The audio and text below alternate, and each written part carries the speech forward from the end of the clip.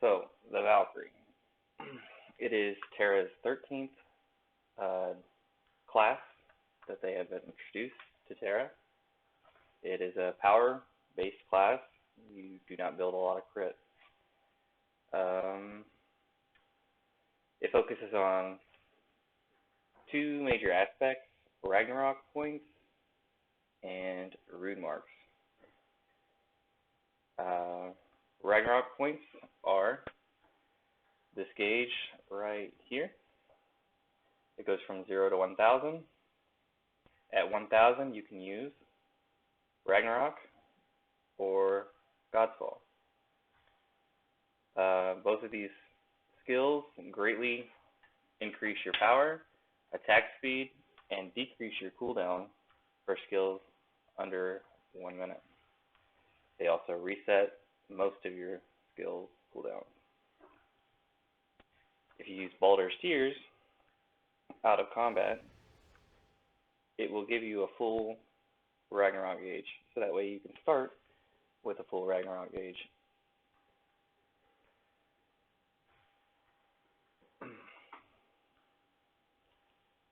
Rune marks are another resource. Reclamation can give you 1, and it will pull it to yourself. You will have 7 rune marks total. You can spend these rune marks on Shining Crescent, Rune Burst, and a last hit of Twilight Waltz. So this hit.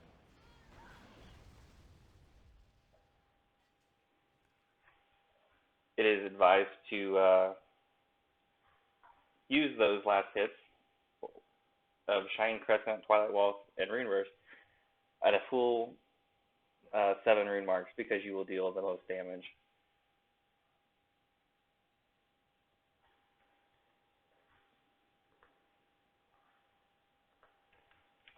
Let's see, before we go on to combat.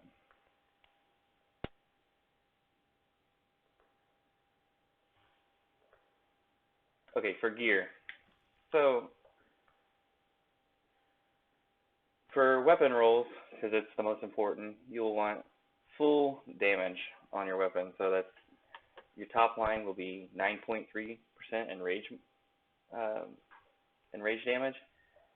Then your bottom will be 9.3 in rage damage, 6.9 from behind damage, 6% damage flat, and 0.3 crit power. For etchings, you will want the energetic. It's very important you have the energetic, because it increases your attack speed and decreases cooldown slightly, and that's kind of a huge thing. I've seen some people run power or crit power, not worth it. You're just too slow, you don't get your stuff off. It's very minimal. You want that energetic.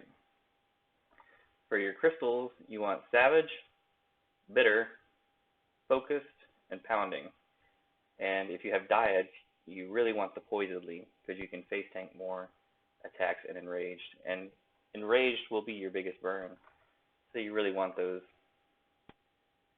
It's not necessary for like lower content, but when you hit the higher content, you really want those. So, boots. Boots have more power than gloves, so you kind of want to upgrade those second, in my opinion. The rolls for that, it doesn't really matter, but you want the 4 endurance and 6% movement speed. The 2% MP, it's debatable, but I like it just because Godfall uses a lot of MP, and you don't use Rune Burst, which is your MP sustainer in Godfall. For etchings, you want Grounded, because it gives you higher endurance, which means higher defense, which means you can tank more, or face tank more, and not have to worry about evading. Gloves, 5 power, crit factor by 9, attack speed by 2.25%. Very standard rolls. Again, you want energetic etching, because the attack speed is huge. It's cheaper than a chest, so a lot of people end up going with it before the chest. And then the chest piece. You have two options. You have the 15 Ragnarok points after a successful hit with Blood Flower. This is like 90 points or something on a complete full Blood Flower. The other option is once you hit 69, you can roll a 3.2% chest. And it increases your damage on 3.2% on all of your attacks. It's pretty significant when you hit 69, just because the fights are so freaking short right now that like you can just Titan Vein and go into Rag. There'll be more on that later, but 3.2 chest is viable. But I think 15 point on Blood Flower for Ragnarok points, that's still going to be the standard chest until you hit that high cap. And a lot of people aren't even 67 yet, so. For the rolls, besides the top line, you're going to have decreased damage from enraged monsters by 10%, because again, you want to mitigate as much damage as you can during your burn. Decreases damage from frontal attacks by 6.9, decreases damage flat by 6%, and raises HP by 8%. This HP roll, it's been debated, because like some people want like healing modifier, but it's stupid, because the earrings are getting ready to be upgraded, and it gives you like 27,000 more HP, so that's going to scale very well with that 8% roll. It will be undetested. So for your innerwear, you'll be running either power or crit. It'll depend on your crit factor. Some people roll just one innerwear. I prefer to roll two, just because just how I am. For priest, you definitely want the crit power or the crit factor, and for mystic, you want the power. Again, if you don't have the money to roll two different innerwears, I'd probably just go with the power. For your necklace, you want power. Pumped ethereal necklace. You'll have pumped daylight or pumped bellum or whatever the hell it is for your level, but it'll eventually upgrade into ethereal. Run 4 power on it, and if you can, pumped etchings. For your circlet, you want to run 4 power on the accessory roll. Upgrade as high as you can within your budget, but you don't really have an option between another circlet. So, for your earrings, pumped. Everything will be pumped. Everything. You want to run 4% HP and 4 endurance. If you're running PvP, you could swap out endurance for stun duration, but if you're doing PvE strictly, you want 4% HP and 4 endurance. Etching should be pumped if you can afford it, which you should be able to at least afford like tier 1 or tier 2 pumped etchings. Like, they're cheap. Rings. So I haven't tested it since the 70 patch, but they said that you can't roll crit power on it anymore. Ideally, you want to have 4 power and crit power by 0.04. However, if you can't, I'd say 4 power or 2 power, or 4 power, 2 power, or 4 power, 4 crit factor. It all depends on your crit cap. We're running a little more crit now that Twilight Waltz is such a big part of our damage, but it's whatever. Pumped etchings, again, if you can afford it, you should be able to afford at least tier 1 or tier 2. For your belt, you definitely want the 3 power, 6 crit factor, and again, pumped etchings. Dracolith, Brooch, or Where's it at? Goddess Brooch. Again, upgrade as high as you can. Some people probably won't even have a quadrufoil yet. Just roll as much as you can on it. 3 power, 6 crit factor. That's the standard rolls. Try to upgrade it as much as possible. It does help with your Godfall rotation. It does help with your Ragnarok rotation. It's pretty good, especially in your burns. Increases your power by 30, your crit factor by 30, attack speed by 12% for 20 seconds, and removes debuff. Like, it's a pretty solid brooch. For relics and halidams, they're the newest piece of gear. I want to do some testing with the crit versions, but right now there's no reason to, because we're just power whores. So we'll be running powers on both of those. The power versions are Elenus and Karas. So there's technically a superior one that has both power and crit factor. However, there's only dropped by field bosses and like a low percent chance on like the top dungeons. And once you start upgrading them, you'll understand how fucking cancer this shit is. So the blue ones are very, very, very easy to obtain, and the RNG is just complete cancer. Like, just do the blue ones. I promise you, it'll save you a lot of fucking time, and it's pretty good bang for your buck. That's 11 power at tier 2, which is the easiest one to get, and 21 power at tier 3 for the relic. I got really lucky with the tier 3, but this one failed like 20 times. Like the rate for success is really low. I think that's as far as gear. Oh, actually, I never talked about the dyad effect. So for the blue ones, I know the red ones I said poisedly. For the blue ones, you either want brutally or swift, or you could do glistening too for extra MP on crit. But brutal, swift, or glistening. I personally prefer brutally because you do a little more damage when the boss goes into like a stunned or staggered or dazed effect. It increases damage by 2.4%, which is almost 10% when you have 4 of them. So it's nice. And your mask. Okay, so Valkyries don't really need the energetic as much as other classes. So we usually run powerful, or if you want a keen, or a Bahar mask if possible. And you use the keen to decrease the crit factor you need to run. So a lot of people will run keen Bahar mask when running with a priest if they don't have a fortified innerwear. It's a viable tactic.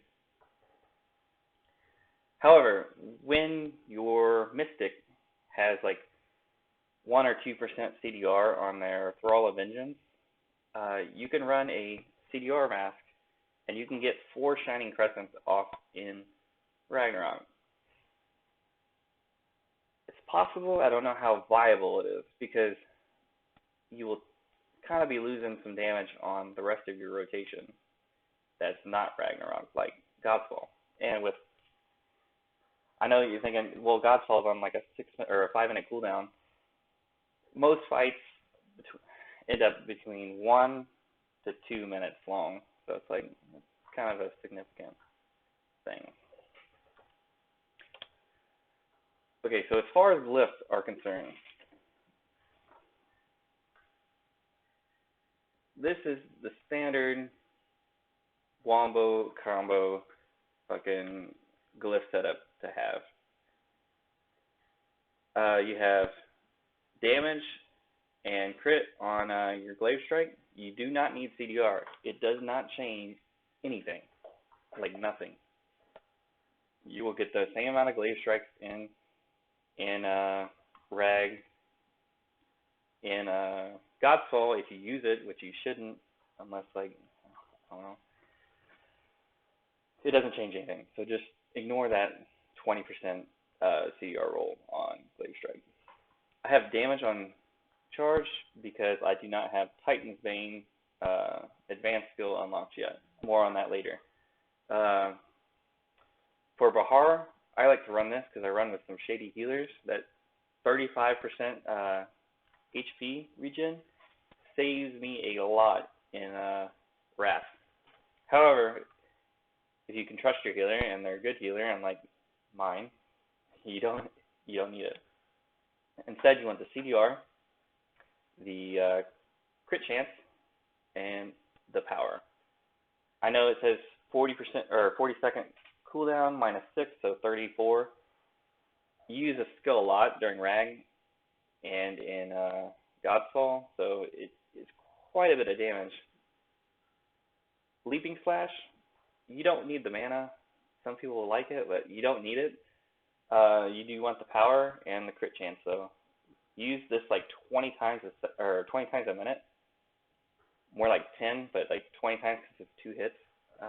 So it does become a pretty significant part of your damage. Spinning Death. It used to buff your skill damage by 30%, but they changed it. Now it does crit chance by 30% for 30 seconds once you have all 3 hits land.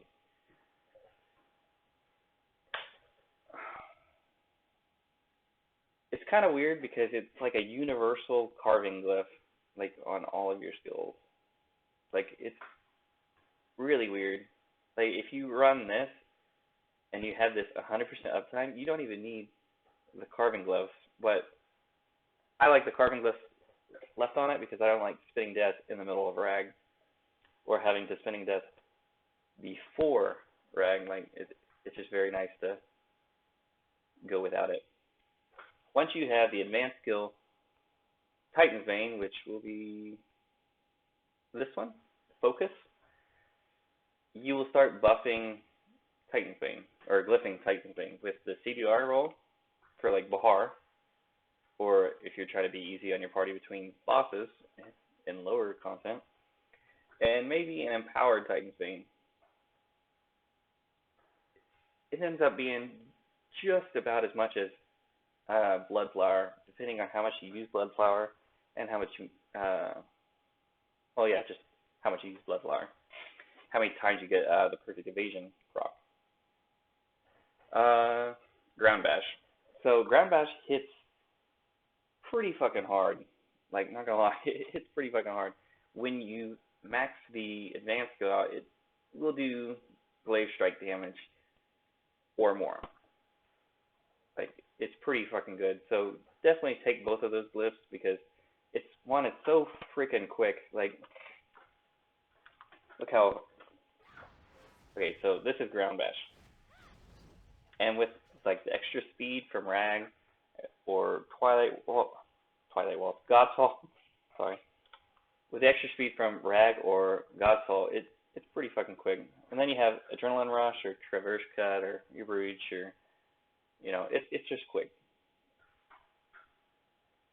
Dream Flash, you don't really need to use this skill.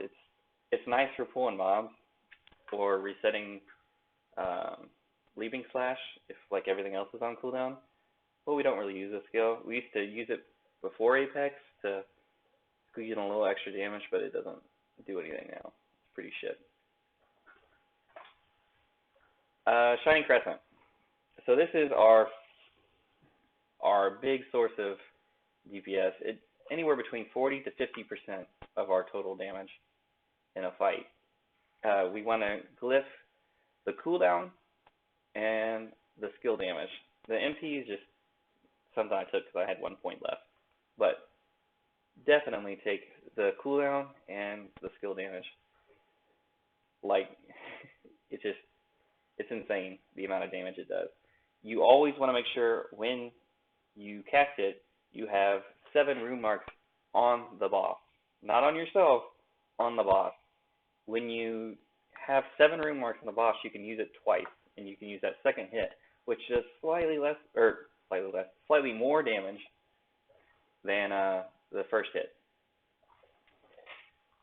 Always try to buff it with Gungnir's Bite. However, like, time constraints, not always 100%. It doesn't always make 100% sense to do so, but try to always have it within Gungnir's Bite buff. On the second hit, it gives you 2 rune marks, which will help build your rune burst if you're in Rag. Definitely helps, or it helps you build the next Shining Crescent spam for Twilight Waltz. It's a very solid skill, most important skill in the class. So definitely take those 2 glyphs. Ragnarok. So this is your God's mode. Gives you 50 power, 20 attack speed, increases your range of your attacks by 20% besides like Dream Slash, and decreases cooldowns by 60% when casting pretty much every skill besides Godfall, Twilight Waltz, Titan's Bane, and Baldur's Tears. So yeah, you'll get 3 Shining Crescent, like 3 complete Shining Crescents off, and 3 Rune Bursts off. If you run with a Priest, you could technically get 4, but it's pretty tight. And when you run a Energetic Mask with a Mystic that has like at least 2% CDR, you could do it with a little less than that, but for guide-intensive purposes, 2% CDR mask on their Pearl of Vengeance, you can get 4 Shining Crescents off as well in Rag. Definitely take that 15% effect duration glyph. I know it doesn't sound like a lot, but it gives you a little more wiggle room, and you definitely want that. Bloodflower. So this is the great skill. It gives you, 30 points on 30 Ragnarok points on cast. If you glyph it, you get 60. And if you have the chest roll, you get an extra 90. So one cast will give you 150 if you have everything with it.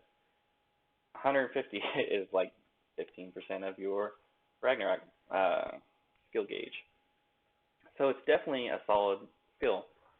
Even when you run the 3.2% chest, you will definitely still take the glyph for it, for the Ardent Ragnarok points.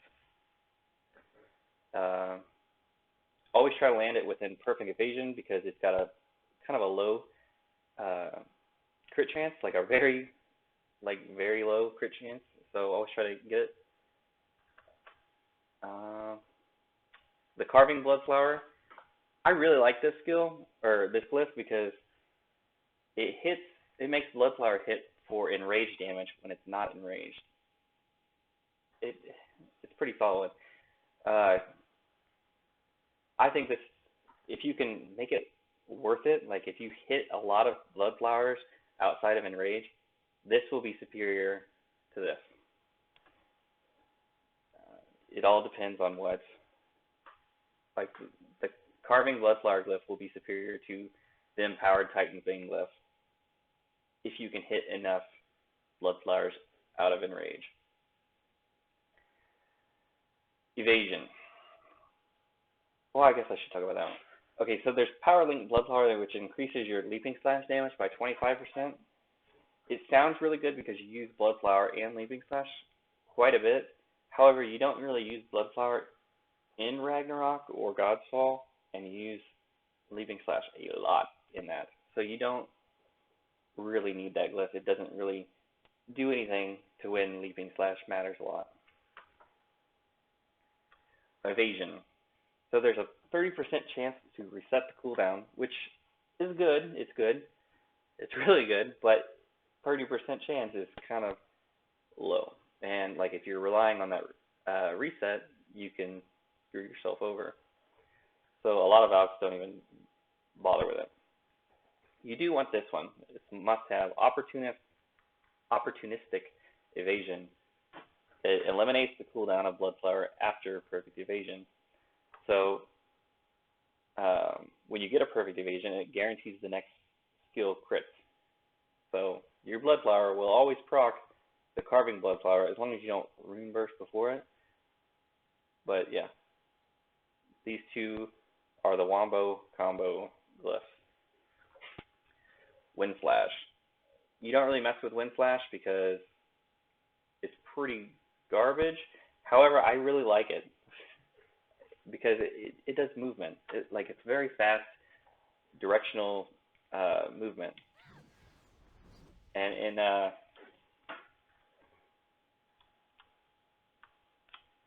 in dungeons where you have to iframe backwards and the boss moves forward, if you iframe backwards and go straight into Maelstrom, you'll probably miss most of your hits. So I always if I'm going to iframe backwards, use Wind Slash, and then use Maelstrom. It's a very niche use, but I like it a lot. It doesn't do very much damage. It buffs Leaping Slash if you glyph it, but it's not worth it. Same reason why the Blood Flower Power Link isn't worth it. Rune Burst. Okay, this is kind of a meme in the skill, or a meme skill now because of Twilight Waltz and such, but it's still very high damage, and it can crit 100% just as much as Shining Crescent can. When you pick the 3.2% chest line, you will Rune Burst before the last hit of Twilight Waltz because it gives 70 Ragnarok points. It's pretty significant. You'll take both glyphs, the damage, and the Ragnarok point glyph. It's just a solid skill. It does damage from afar, you don't even have to be near the boss. I forget what the distance is exactly, but I think it's 30 meters or something. It's pretty great. And they're fixing a bug with it, which I guess if you iframe backwards in the middle of the animation, it does front damage. You can fix it with charge, but they're going to be fixing it later. I guess it was a bug that they just now discovered. It's been out since Valkyrie release, but yeah, just try to face the boss when you use it, or use charge before it. It does pretty solid damage. I think max crits are usually between 3 to 4 million per hit, and then it hits 7 times, so 4 times 7 is 20 million. It's pretty significant for a filler skill. Plus, it gives you a lot of your MP back, which 100 MP per hit, so that's 700 MP. That's quite a bit. It's almost a fourth of your mana, just because you use this one skill. And you use it a lot, so solid skill. Baldur's Tears. So this has 2 uses. You can use it to get full rag before a fight, like I showed you earlier. It gives you 67 a second, and as long as you don't enter combat, it keeps regenerating. That's one use for it. It also has a damage mitigation factor where it also gives you super armor, kinda. It gives you resistance to knockdowns of staggers and pushbacks while the orbs are on. The damage mitigation is 70%. Yeah, 70% per 3 attacks. So it's if you get hit by say the boss in RR hard mode, last boss, where he does that flurry of blows, it's gonna eat through your orbs, and then it's gonna start doing massive damage. But for heavy hitting skills like S-Bomb in RK or Waves in Bahar, that 70% mitigation is really fucking OP. You can face tank so much shit with that, and with the glyph, it aligns pretty much every time. Retaliate, basic retaliate. You don't really use it in PvE, and if you do, you're dumb. You're just stupid. Reclamation. It's decent when bosses jump up in the middle of the air, and they're invincible. and your rune marks are gonna disappear.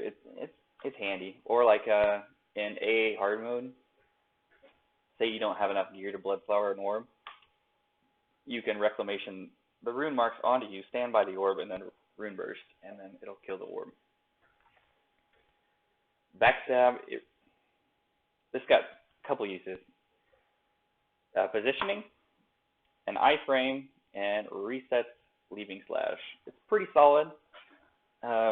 Because we have charge, we don't really need to use it for positioning, but sometimes I find myself doing it for like enraged orbs, or enraged waves in Bahar. You can pot for it too, but backstab is just a safer alternative. Leaping slash resets. If you have one rune mark on the boss, like it'll reset leaping slash. It's very fast. It's really nice to do it. So that's how quick it is. It's nice. It can hit more than one target, but it's like very hard to do so. And it doesn't really matter because it doesn't really do any damage. And then we have Dark Herald. Dark Herald increases the damage of rune burst by 25% for 5 seconds. So you can use this before you rune burst, a couple seconds before you rune burst. So like the Ragnarok rotation, you like Shining Crescent, you get 2 runes. Then you Leaping Slash, Blade of Strike, Dark Herald, Gungnir's Bite, Leaping Slash, Ground Bash, Rune Burst. You can Dark Herald pretty early and like the effect still goes in. I do not recommend Dark Heralding before the last hit of Twilight Waltz because it's just very clunky and you might as well just make it smooth and Rune Burst, Twilight Waltz. Gungnir's Bite. So this is Spinning Death's replacement. It does less damage buffs, but it resets Leaping Slash. It's very fast. You can use it twice within like 7 seconds, even though the tooltip says 6 seconds. 7 seconds is the actual time. And it increases damage by 4 seconds, which is 1 second longer than Spinning Death. So all in all, it's pretty solid. We're going to get a glyph for it that'll increase the damage by 15%. That'll be good. We have at level 70, we have a glyph that, or an advanced skill rather, that will increase the damage by 100% on a 35% chance. We don't want to really build around that, but it will be a nice buff to our damage passively.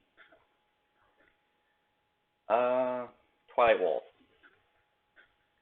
Oh, before I move on, there's a bug between Gungnir's Bite. It doesn't reset properly with Twilight Waltz and Ragnarok, even though it shows that it does. If you do not use the second hit before it, like you still have a 7-second time frame to use it. And if you do not use it within those 7 seconds, it will go on cooldown. It'll go on like God's Fall or Ragnarok cooldown, but it doesn't reset properly. And if you're newer to the class, it can fuck you. So just kind of watch for it, and you'll be all right. Okay, so Twilight Waltz. It's got 4 stages. The second stage gives I'll just go through all stages. Okay, so the first stage resets Shining Crescent and gives you 3 rune marks. That's pretty much it. The second stage gives an endurance buff to the boss it hits by 2%, so it's pretty solid for a DPS debuff. It resets Shining Crescent and gives 3 rune marks.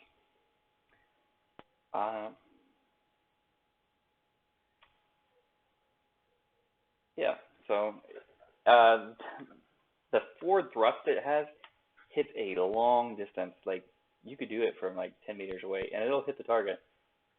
It's pretty significant range. However, the first stage has an abysmal fucking hitbox or hit range because I don't know how many times I've the first stage 1, I miss my target, it doesn't reset Shining Crescent. I kind of die inside. So for stage 1, make sure you're on the boss's ass, and for stage 2, it doesn't matter. Just aim in the general direction and you'll hit it, as long as you're not like 30 meters away. Stage 3, it does a spiral.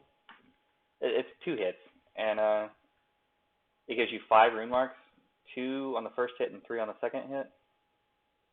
With Shining Crescent from the second reset of the stage 2, you'll have 2 from Shining Crescent, and then when you add the stage 3, it'll give you 5, so you'll have 7, which will either buff stage 4 by the maximum amount, or you can rune burst and then hit the last hit of Twilight Waltz. Either way, it's just kind of, do you need the rune marks? Do you want a solid crit percent chance, or do you want a really big Twilight Waltz nuke? It all kind of depends on your style. I'll go in more detail there. And then God's Vault. This is our Ragnarok 2.0. It does a single hit of Shining Crescent damage on the first hit, and then it does like 3 hits of Shining Crescent damage on the nuke. The nuke resets Twilight Waltz, so we definitely want to use that to our advantage. So it gives 10 more power, 5 more attack speed, and 10% more CDR than Ragnarok. It's pretty significant. However, it does have a time, a cooldown time, unlike Ragnarok, where you can spam it as soon as you gain 1,000 Ragnarok points. This has a 5-minute cooldown, and it has no glyphs, so yeah, it all depends on your CDR rolls, which you shouldn't have any, so it'll probably be about 5 minutes before it's off cooldown.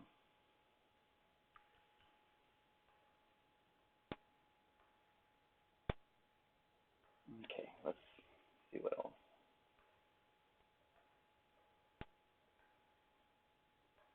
Talents, there you go.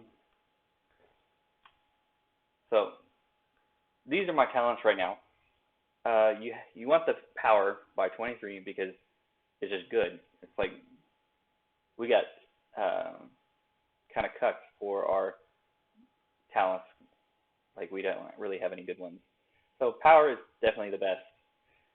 Endurance, I like it because you face take more. Some people don't want it because they just want the full damage, but honestly, you can do more damage if you stay alive in burns, so I like to have it. Mighty Phoenix, definitely take this. It's 1 point and it gives you half the damage for 5 seconds. Well, a good player won't ever die. That's bullshit. Take it. Don't be stingy. Your healer, your party will appreciate you for not having to reset the fucking boss because you died in flames. Just take it. Glaive Strike, I'm working on this one right now. It's alright. The best skills to speed up with it are definitely Ragnarok itself, because it's got like a long animation, and Maelstrom. You can speed other skills up with it, but I think those are the 2 most necessary skills to speed up with it. Leaping Slash, this isn't a crit factor multiplier, this is actually a crit power multiplier. Definitely take this. Even if it was a crit factor multiplier, it'd be good, because Leaping Slash has like a 60-70% crit rate. But it's a crit power multiplier, so take it, because it does more damage. Spinning Death, Critical Pummel. It gives 20% crit factor, or 20% crit factor upon all 3 hits. It's kind of buggy, but definitely take it. It's really nice to go with the glyph. Crit power, I put 1 point into it just because we do use it. It's not something we are going to base our kit around, but it's 1 point. Who cares? Ground Bash. Definitely want this one max. It's the second best one. Like, after these 3, Leaping Slash is the best one to max out, then ground bash. Well, no, sorry, I forgot about this one. So after these three, you want the critical pummel, then leaping slash, then ground bash, and then you want glacier strike, CDR or chain speed.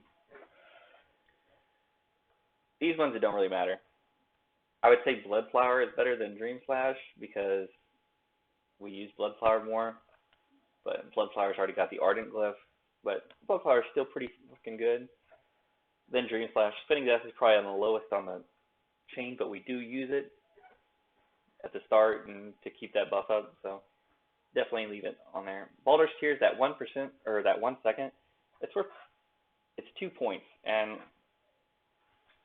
I don't know, there's a bug that's associated with it, or with Baldur's Tears, where sometimes it doesn't give you 1,000 rag points, sometimes it gives you just shy of it. This solves the bug, and that 1 second is pretty strong. If you pop it, or if you pop Baldur's Tears during waves, sometimes it will save you, and you can face tank an extra back hit in Enrage below 30 with that talent, so pretty solid. We got our passives. So these two aren't really worth fighting or talking about. Dirty and fighting, that 1% from attack or 1% from behind. It's nice, but Valks are blocked to Stanix anyway. So Gajalar Horn. Basically, it prevents Ragnarok Decay while it's in effect. If you attack anything, it renews it for 30 seconds. You can also say, I'll just go ahead and pop that up. It looks similar, but it's not the same. Gajalar Horn and Ragnarok Point recovery. If you attack something, then you'll have Gajalar Horn too, but this will disappear. So max Ragnarok points, it's a passive, but it's not in the passive list. So basically, your Ragnarok won't decay with that in effect. Now, there's a way to prevent your Ragnarok bar from decaying. Basically, what you want to do is press Ragnarok and then evasion, or cancel it with evasion. Evasion cancel it. So we'll press it and then immediately spam evasion. Then you see we have Gajalar Horn, which is this. You can renew it like that for 30 seconds at a time. Every time you do it, ta-da! It's handy to do on any dungeon where your tank decides to AFK, your other DPS decides to BRB. Then you don't have to pop Baldur's Tears at the start. You're ready to go, and you're good. Because as soon as it runs out, your Ragnarok starts decaying. And then you can pop that to restart it, but anyways, you kind of get the point. Rune carving doesn't really matter. Enhanced rune art doesn't really matter. It basically makes Shining Crescent and Rune Burst guaranteed to crit. Enhanced Flash, this is nice, but we don't really use Flash. Like, it's just nice, I guess. Opportunistic Charge. This is the biggest significant buff to Valks for quality of life since the Baldur's Tears Rag Regen. It gives you back chance, or back crit chance, for 4 seconds upon use. Once the animation is done, all attacks on monsters are considered to be attacks from behind. You'll definitely use this for Shining Crescent when the boss decides to turn around, because the tank loses aggro. For Rune Burst, for any of your hard-hitting skills, definitely God's Fall, because the tank likes to turn, or the boss likes to turn to look at the healer as soon as you want a God's Fall nuke. At least that's been my experience. Then we have Dreamblade. So this is really nice. It's kind of a low damage mod, but it's something, so we'll go ahead and talk about it. When you use Ground Bash or Glaive Strike, you get a buff for 7 seconds that increases Rune Burst damage by 10%. This stacks twice, and it can be renewed by the same hit if you wanted to. Like Glaive Strike and Glaive Strike can do it, and Ground Bash and Ground Bash can do it. Most of the time, it'll be Ground Bash and Glaive Strike, giving the 20%. Then you'll pop Dark Herald for an extra 25%, and then you'll hit Gungnir Spite to add another 10%, and then your Rune Burst hits for like one hit of Shining Crescent damage. It's pretty solid. It's pretty solid.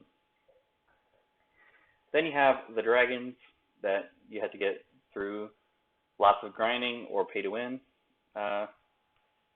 You could get these through random drops though. Like a lot of people think you have to pay to win. It's the easiest route, yes, as in all free-to-play games, pay to win is the easiest route, but you can get them through random drops.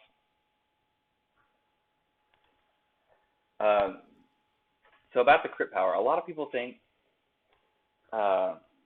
like those dragon crit power mounts, a lot of people think that I don't know, how do I want to phrase this?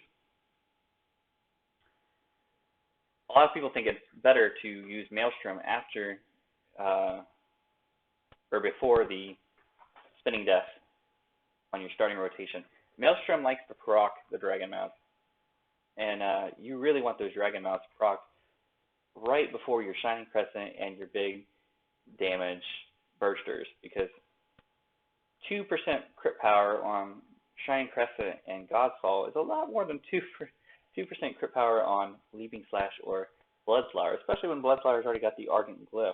Like, you want those Dragon procs to proc as close to the big damage as you can. So definitely use Maelstrom right before Shining Crescent on the starting rotation, because it'll proc those Dragon procs.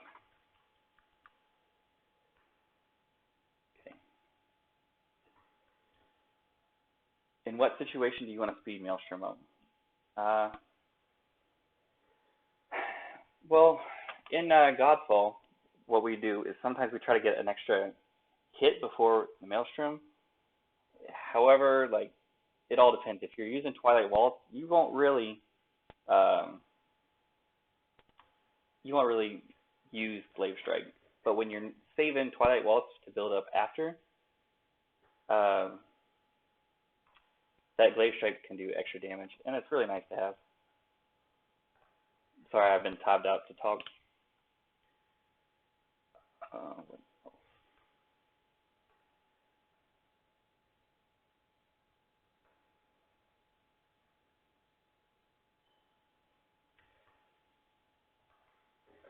Okay, so for pre-Apex, there's people who aren't even Frost Metal yet. You will not have Godfall, Twilight Waltz, or Gungnir's Bite. So there's no point. I don't even think you have Opportunistic Charge or Dream Blaze. So there's no point in even focusing or trying to learn these skills right now. Or even like, there's no rotation that you really have to do. All you want to do is Bloodflower to get Ragnarok, and then get 3 Shining Crescents in. There's no buffing skills, nothing you have to worry about. In the guide I've posted, it talks about what your priorities are. One, you want a Shining Crescent and Rune Burst for damage, Bloodflower to gain Rag, and Spinning Death to make sure all your other filler skills like Leaping Slash crit. That's all you got to worry about. So, like, pre-Apex, don't even worry about like this complex shit.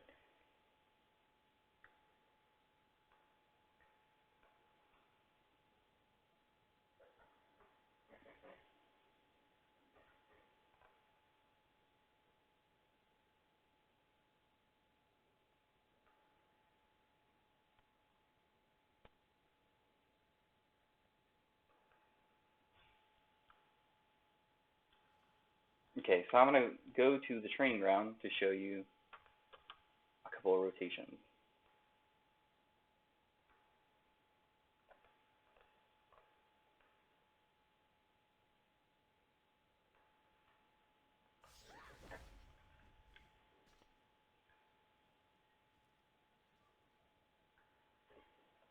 Another seeker of secrets. You've taught me something.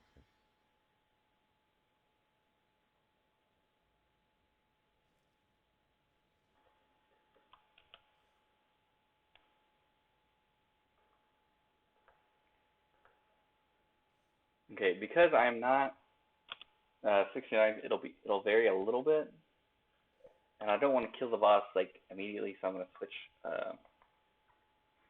weapons.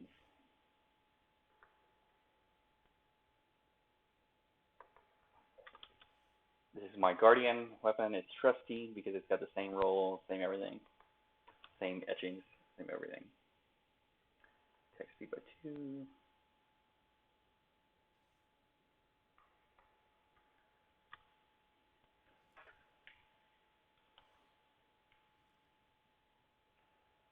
We'll take the buff from Mystic.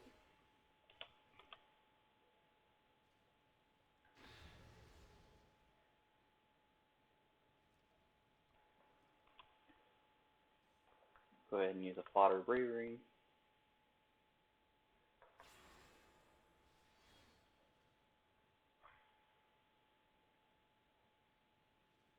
Okay, so we always start with a full rag. After that, we're going to go straight behind the boss after the tank has aggro, which I will simulate with Dream Slash. The boss is going to Enrage. stop, act like the tank's got aggro on it, whatever. Then we're going to go ahead and Spinning Death, Maelstrom, Shining Crescent, Godfall, do the Twilight Waltz rotation, which you'll see shortly, where it'll be Maelstrom, Shining Crescent, Twilight Waltz, Leaping Slash, Gungnir's Bite, Shining Crescent, Twilight Waltz, Leaping Slash, Gungnir's Bite, Shining Crescent, Twilight Waltz, Gungnir's Bite, Twilight Waltz, Godfall, Maelstrom, Shining Crescent, Leaping Slash, Gungnir's Bite, Twilight Waltz, Leaping Slash, Gungnir's Bite, Twilight Waltz, Twilight Waltz, Twilight Waltz. And that'll be the end of Godfall. I would say that while I'm doing it, but I'll go brain dead when I do it. So, okay, so, Spinning Death, Brooch, Maelstrom, Gungnir's Bite, Shining Crescent, Godfall, Maelstrom, Gungnir's Bite, Shining Crescent. I fucked it up because I'm talking. Oh my goodness. So you want to make sure you do a full Twilight Waltz rotation, which I'll show this next time in 3 minutes. I probably won't talk so I don't fuck it up.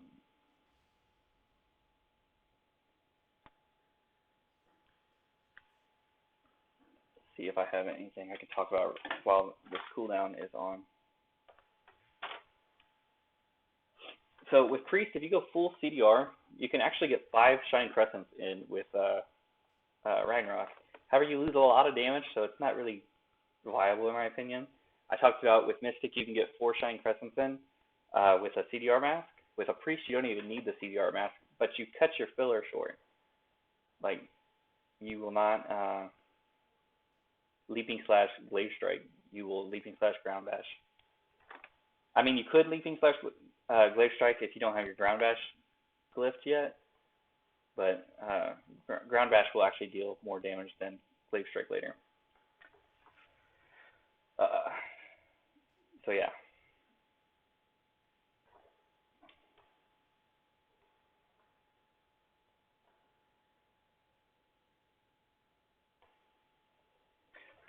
So we'll talk about our accessory spotter rolls on our equipment while this shit is going on. Let me put this back on.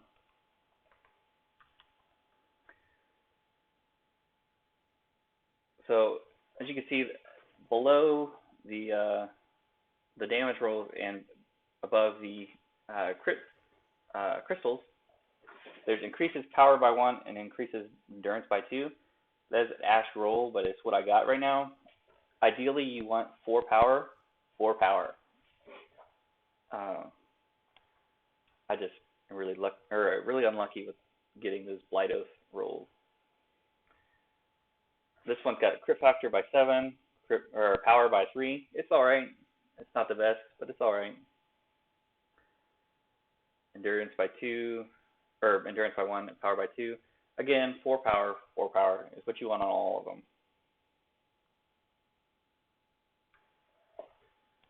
You can take some extra crit factor in though, if you want, because Twilight Waltz during Godfall is a lot of damage, and like, you want that shit to crit 100% in Godfall. Like, the Spinning Death really helps it out, but if you're too slow, you really want that.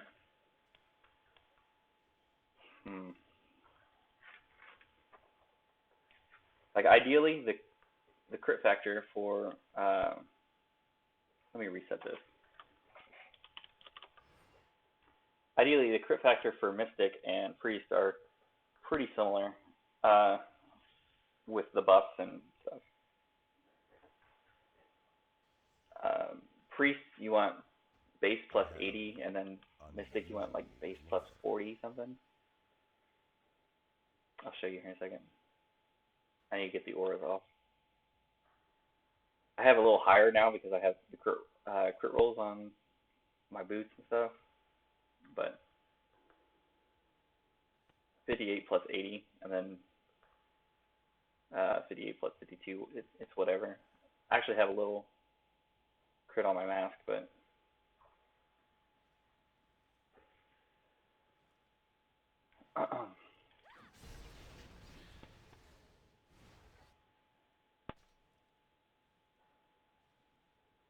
but we run that crit so that Twilight Waltz does crit. Like, Twilight Waltz and Leaving Slash are the only reasons we run crit.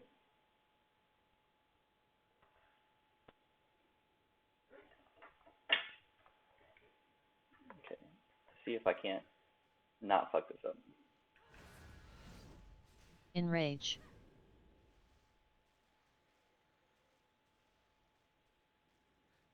And I do have this wrote down in the guide, and it's right below my Discord, or right below my Twitch profile, so you can look at that here in a second. Okay, gonna start.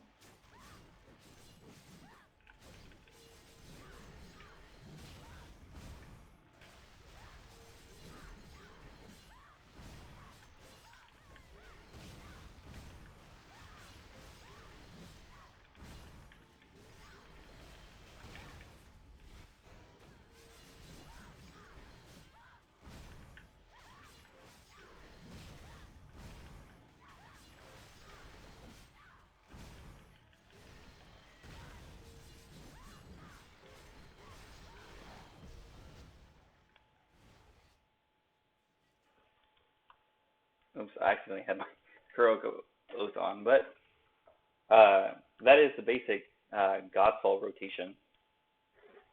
I could have Gungnir's Bite and then Shining Crescent. I should have, but I wanted that extra ground bash in, just because it goes on a really short cooldown. Whereas if I didn't do that, Shining Crescent would have hit for 70 more power worth.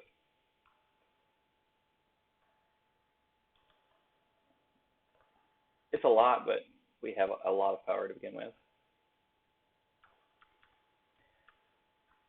Let me reset.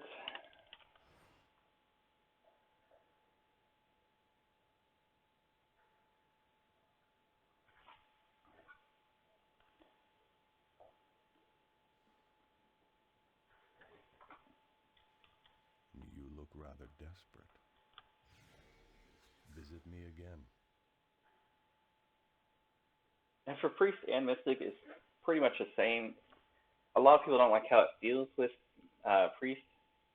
However, we're still squeezing out a lot of damage in during the Enraged. And the more big hitting skills we have during Enraged versus saving them for non-Enraged, it'll make our burst higher. And since Valkyrie is a very bursty class, and very bursty off cooldowns. That's what kind of makes us strong. So we definitely want to hit those big bursts during the enrage. So I'm going to talk about some of the skills and some things to look out for and try to focus on. So first off, Leaping Slash. It gives 20 extra rag points on the secondary hit. So if you translate that, it gives 25 Ragnarok points on the second hit. Especially with this 3% CDR roll, or 3% CDR, 3% damage roll on the chest, you definitely want to make sure that second hit lands before you iframe, if you have to iframe. A lot of people play safe. A lot of people evasion and cancel it early. It fucks you, especially with your rag build. You need to get that second hit off, even if it means face taking the damage. If you can survive it, do it. Ground Bash, it gives 15 rag points, so it's pretty good. It's quick, it does more damage, and Glaive Strike, when you have the advanced skill maxed out. Glaive Strike, it gives 2 rune marks. It's pretty high damage to start with. It gives the casting speed boost, I guess, if you use it a lot.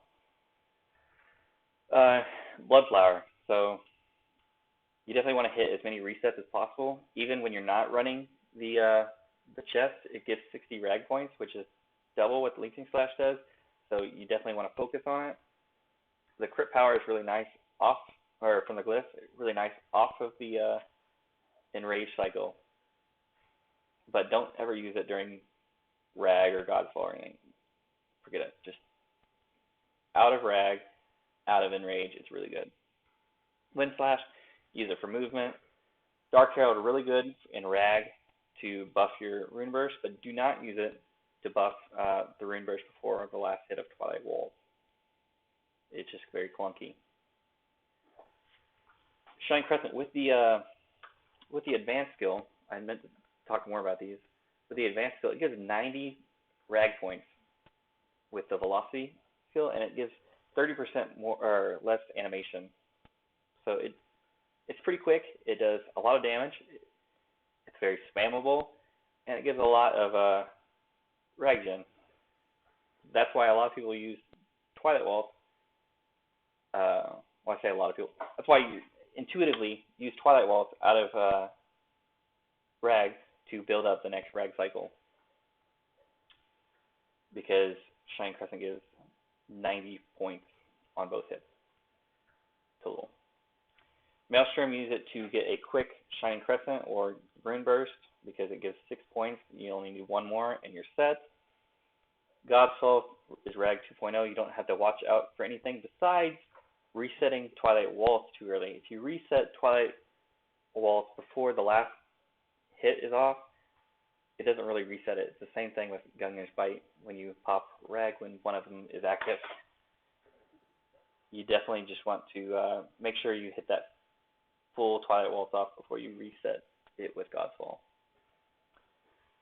Spinning Death. You do not use this skill besides to reapply the 30% or the 30% crit chance.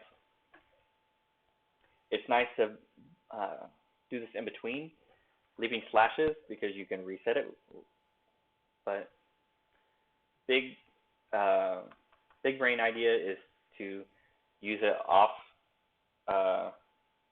effect. So once the 30% buff runs out, reapply it. Charge that 4% or 4 second worth of back damage. Definitely strong.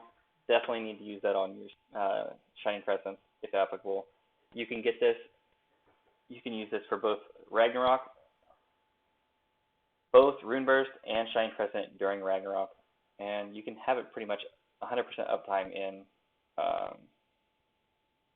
Godfall. So definitely do not be afraid to charge.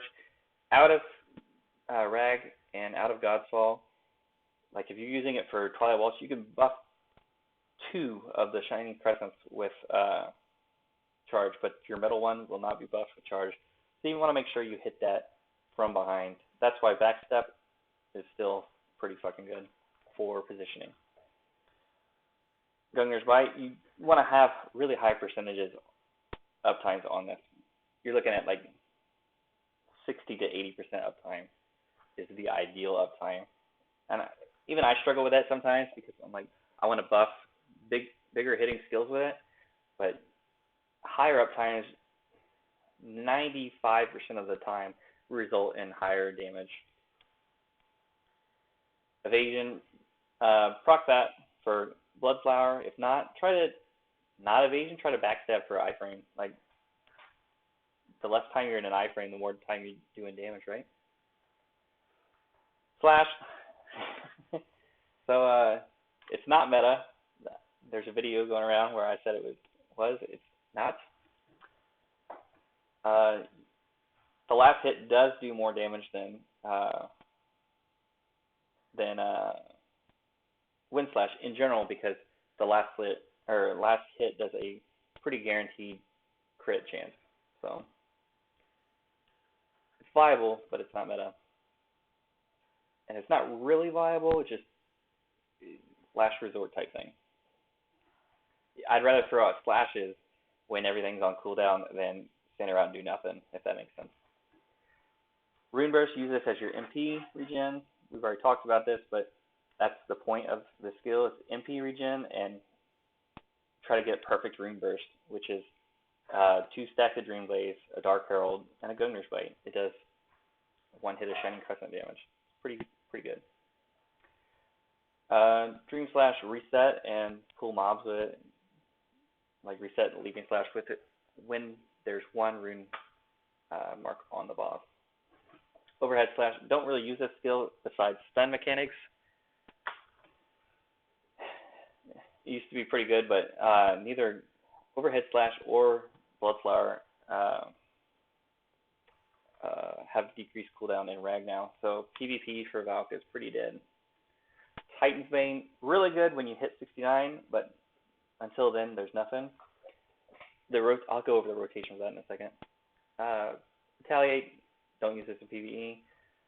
Reclamation, don't use this in PvE unless like the boss is going to iframe and you're going to lose rune marks and you got to do a mechanic. Kind of nice, but Rag, use this as often as possible when Godfall is on cooldown.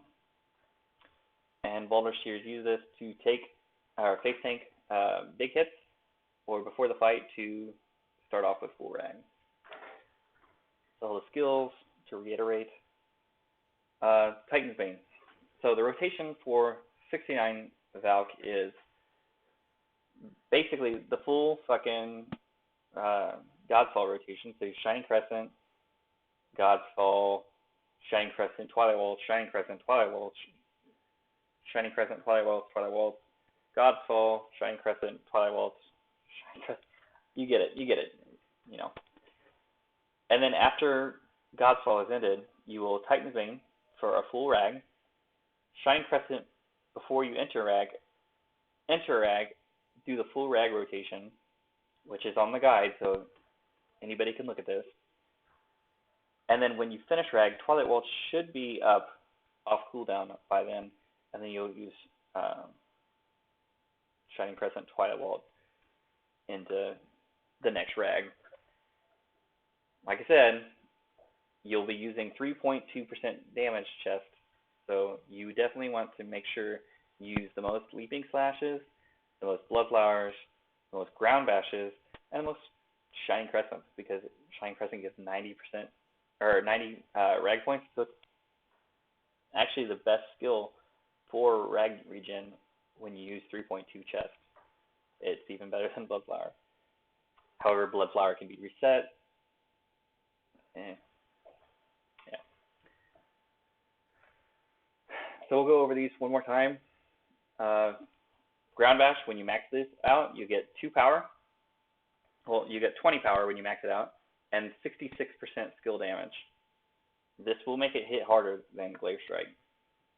It's so fast, it does a lot more damage.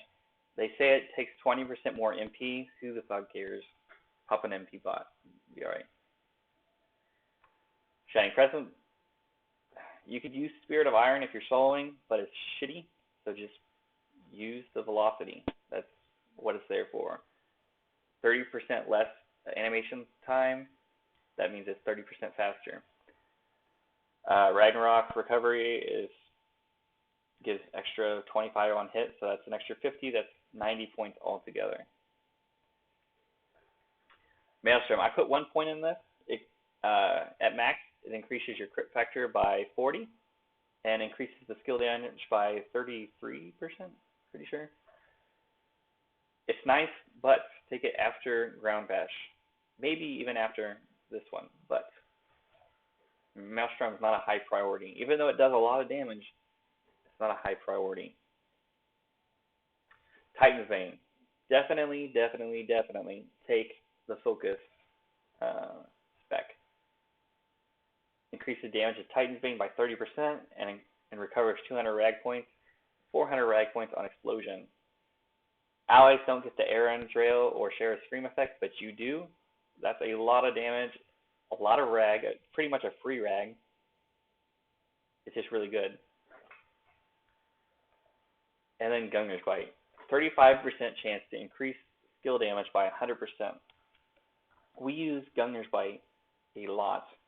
Probably as many times as we use Leaping Slash. It increases endurance by, I think it's like 20. So it's solid. So definitely go ahead and take Gungnir's Bite when you have it unlocked. Even if you only put 1 point into it right now, definitely put a point into it, like I did on Maelstrom. Ground Bash is the most important one of these three. But unlock Shining Crescent as soon as you get it, and unlock Titan's Vein as soon as you get it. Those will be the biggest changes to Valkyrie, besides Ground Bash. Ground Bash is the third biggest.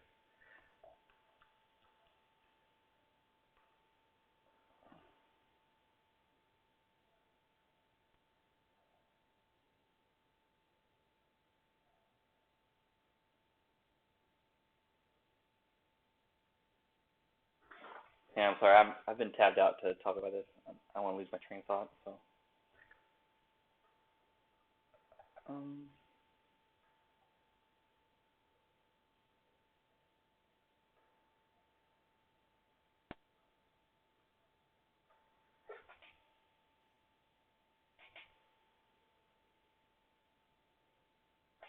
Let me review something real quick.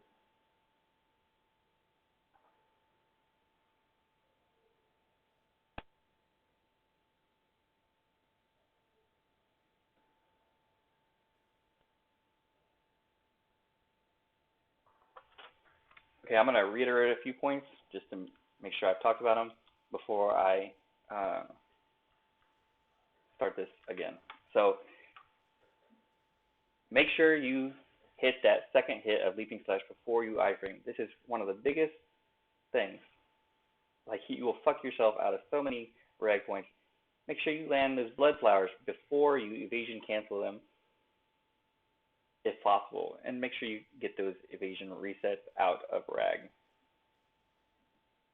You will notice these two significantly in Bahar when another Valk starts out DPSing you, or you start out DPSing them. It's usually because of these two skills.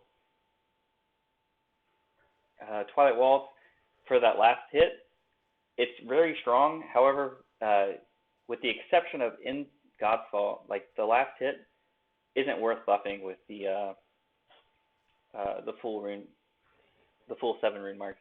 It's actually better to buff to hit Rune Burst before Twilight Waltz, because there's a couple of reasons why. It's in the guide. Basically, there's 2 accessory hits before the final hit, and those accessory hits do fixed damage, and it doesn't change the mod on it. And that last hit hits significantly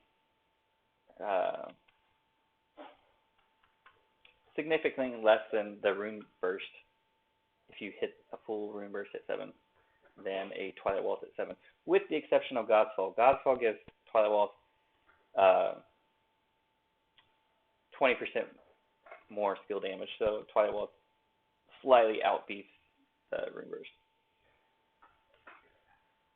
If you do not have enough crit factor, it's actually pretty good to Rune Burst before Twilight Waltz anyways, because Twilight Waltz last hit is pretty fickle on critting.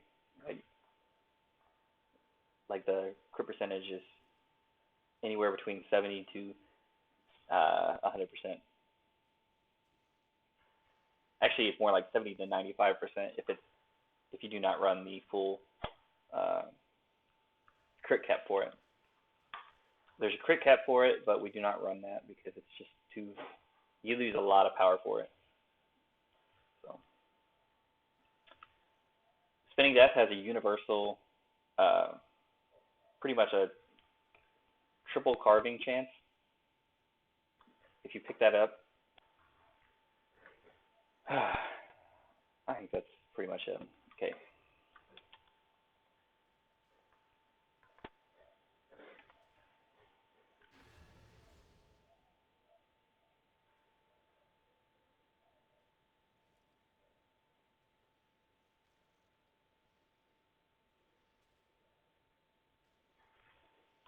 Well, I did the last one in Heroic. I might as well do this one in Heroic too.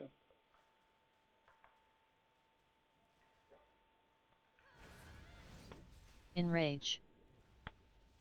So this is with a priest, and I'm just showing you it's pretty much the same.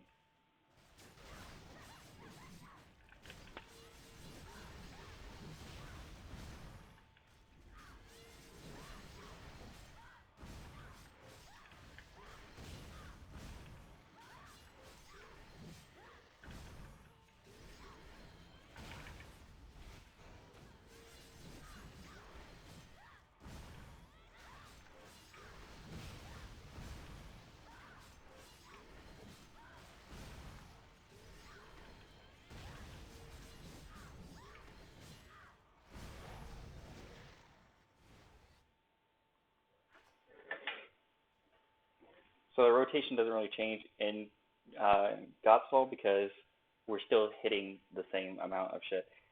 The cooldown doesn't matter at all because basically Twilight Waltz resets it or resets Shining Crescent. Shining Crescent, Godfall resets Twilight Waltz, so we're hitting the same amount of shit off at the same amount of time. It doesn't really change.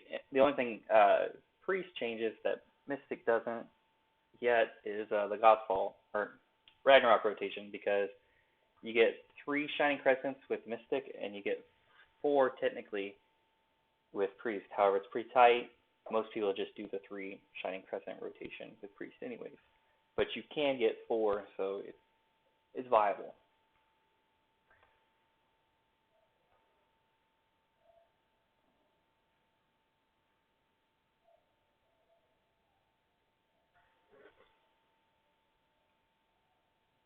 Do you spam TW when it's off cooldown or just Enrage?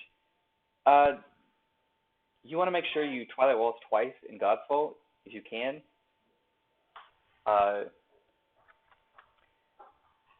But it's not really off cooldown because after that you'll Titan's Bane to get into Ragnarok, and then as you're finishing Ragnarok, you'll be able to Twilight Waltz again to build the next Ragnarok.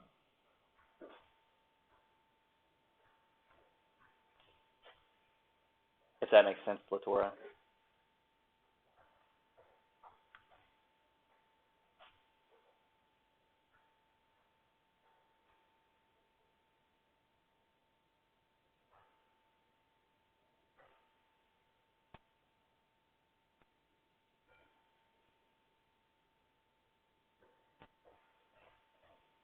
And there's also another rotation, like sub 30 in Bahar, where if you can Twilight Waltz before the Godfall, like say Godfall's off cooldown and your Twilight Waltz is coming off cooldown, you can go ahead and Shining Crescent, Twilight Waltz, Shining Crescent, Twilight Waltz, Shining Crescent, Twilight Waltz. Actually, Godfall, Twilight Waltz, Godfall. And that's an extra big part of the the damage. Like, let me write it down.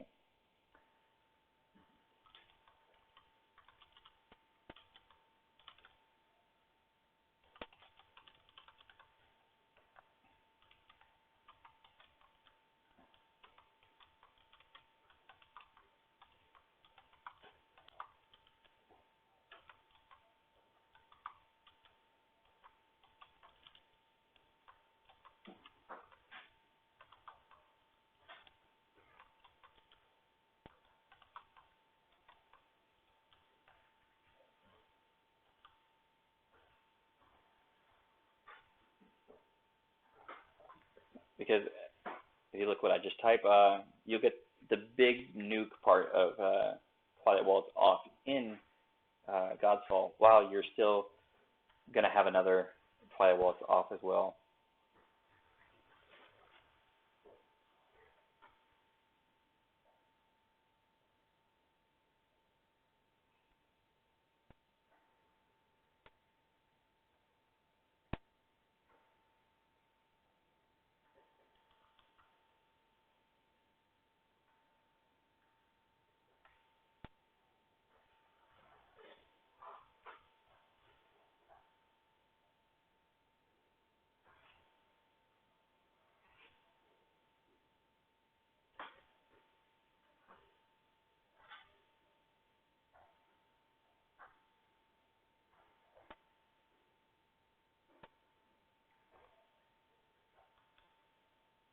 I don't know if there's any more questions, but I know it's probably not the best guide ever, but I was kind of rushed because I work all week next week, and I was trying to get this off on my day off.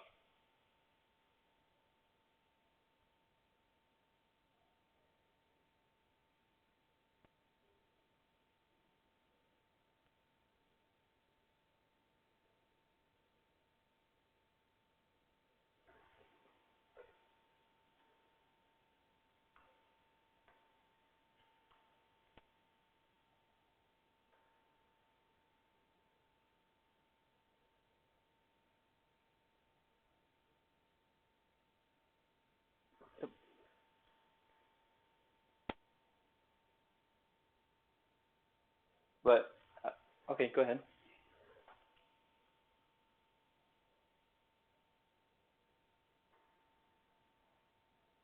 Okay, so I was meaning to have Kevin write a couple things down. Basically, uh,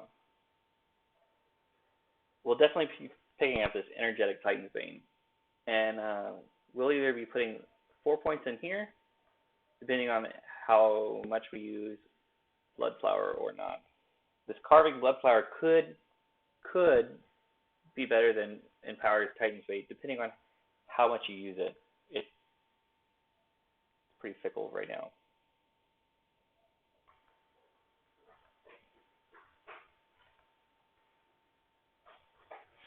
Okay, because this is the basic build right now. So for level 70, we'll be running this, and we'll either choose Empowered Titan's Bane or Carving Blood Flower.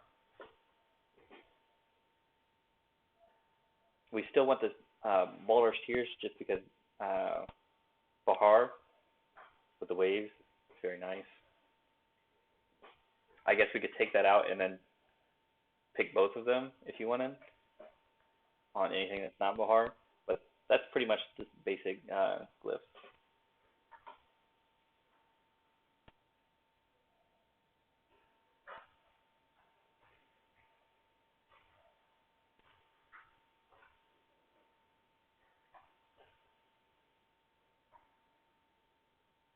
Yeah, the Gungnir's glyph will probably be really OP, especially with the 100% damage on.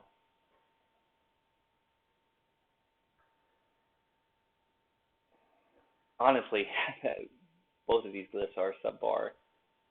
When the Gungnir's Blight glyph comes out, we'll probably get rid of one of those.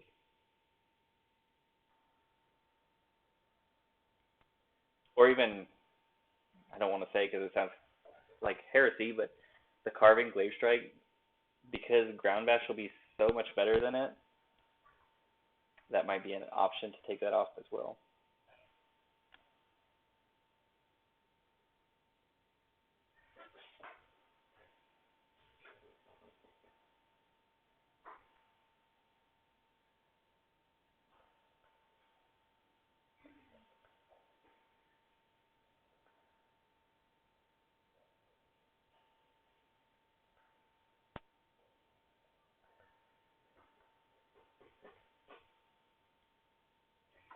Yeah, I mean, yes, you do, but I don't think it'll be as big as a thing. Because like you got to think, spinning death already has like 100% crit chance when it for glaive strike when it's up, and glaive strike already has like a 80 to 90% crit chance with without it. Like, uh, we'll have to play around with it.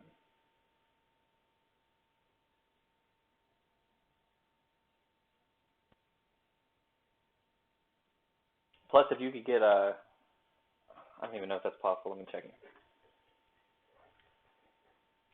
Let me reset it. Because Mystics will have a 3% CR, so maybe with a Mystic you could get a ground bash all the way instead of glaive strike at all. If that makes sense. You look rather I'm gonna remember the priest just to see if it's even possible with priest. Visit me again.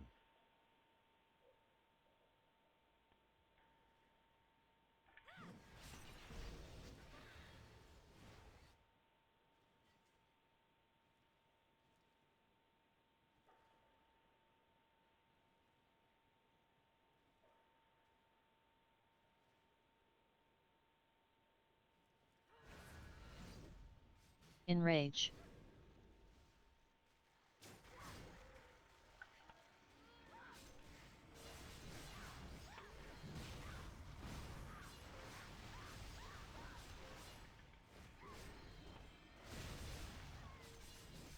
I mean, kind of, but still kind of clunky. Actually.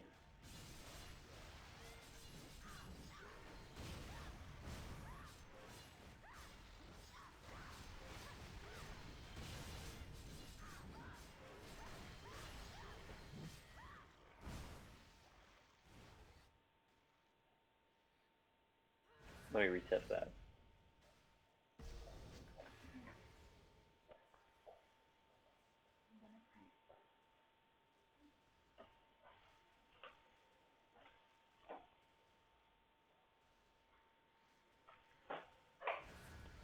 Enrage.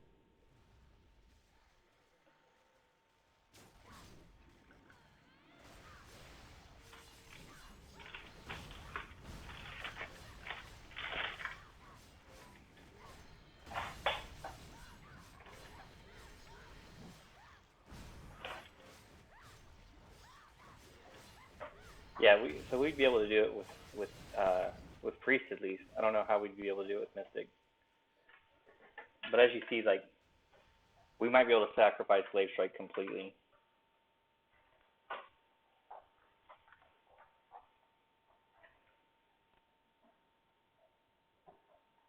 Yeah, you can apply 2 strikes of Dream Blaze with glaive or ground bash or glaive strike, as long as you're quick enough to do it.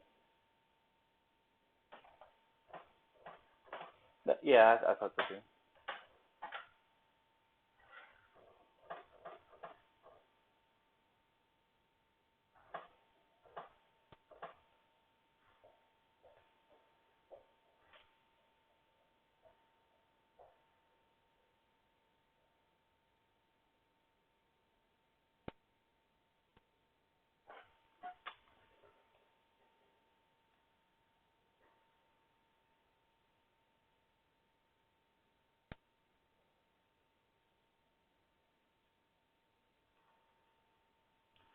Well, I think that's it for today.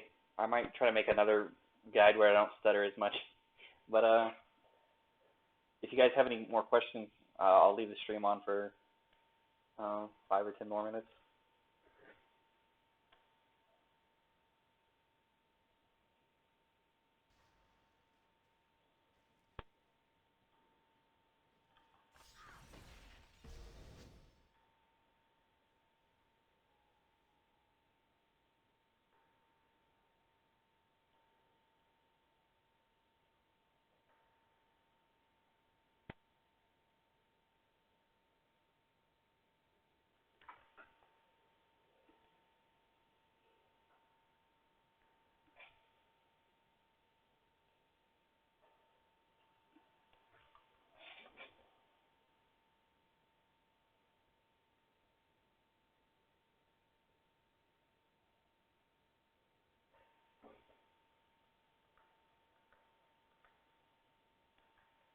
Actually, let's see what it looks like with Mystic. I know I tried it with Priest, but I'm curious to see how close it is.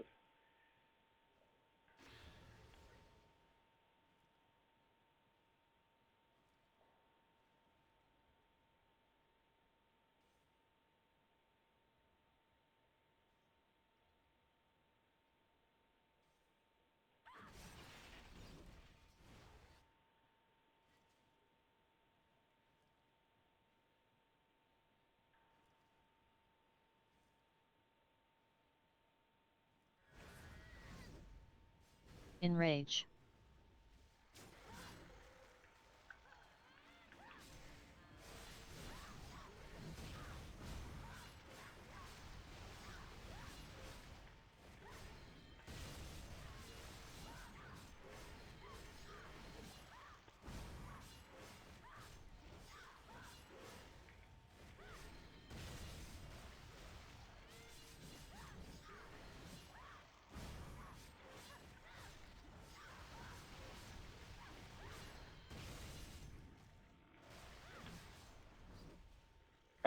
With 3% it should be possible. It doesn't look too far off.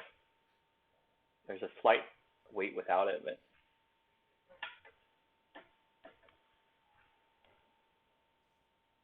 even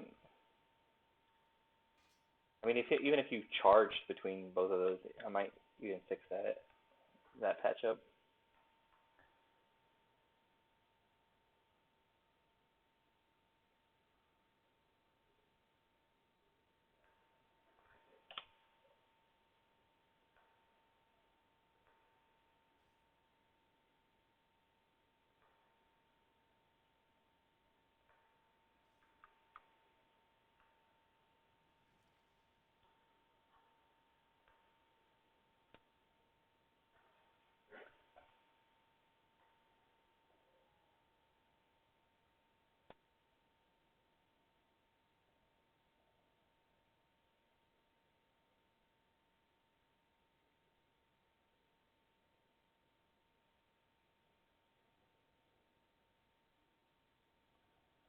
Yeah, right now I don't have very much Glaive Strike or Ground Bash talents because I'm running low on the scroll type dealios.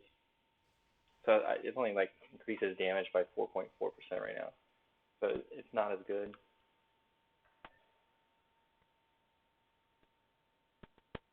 Yeah, the overstacking rune.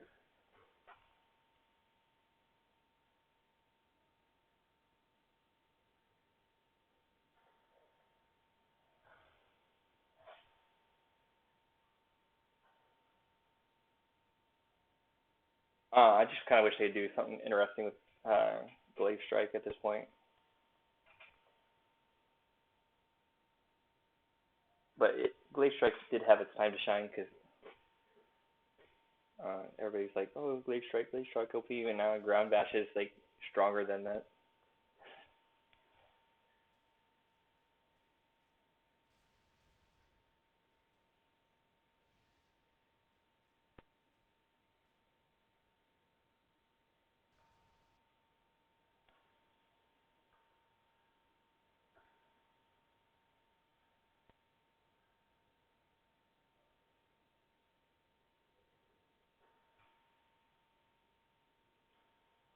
Yeah, Ground Bash is a sleeper skill though.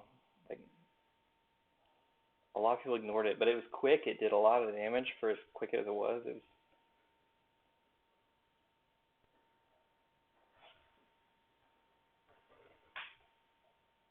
and the glyph points alone are like 4 points to max out everything.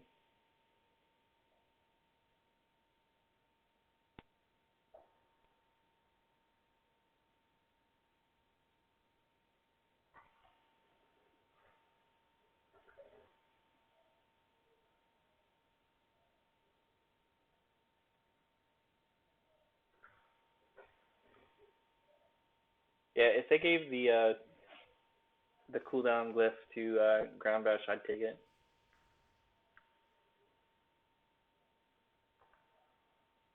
But they won't.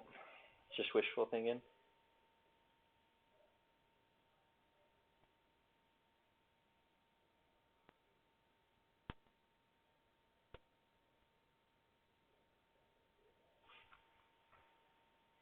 All right, guys. If you guys have any more questions, just let me know now, because my kid's probably gonna wake up in here in the next 10 or 15 minutes. I won't be able to just stream after that. So.